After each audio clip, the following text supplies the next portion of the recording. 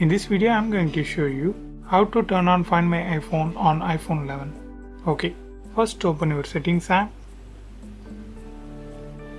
then tap your Apple ID.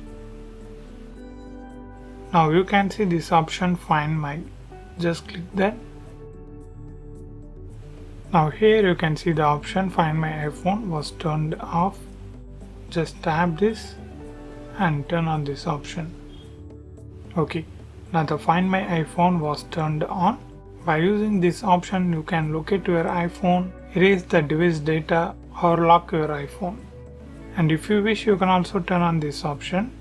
This option will be helpful for emergency purpose. It will send the lost location to Apple when the battery is critically low. Yeah, that's it. And this is how you can turn on Find My iPhone on iPhone 11. I hope this video helps you. If it really helps, means leave a like and share this video with your friends and neighbors. Thanks for watching.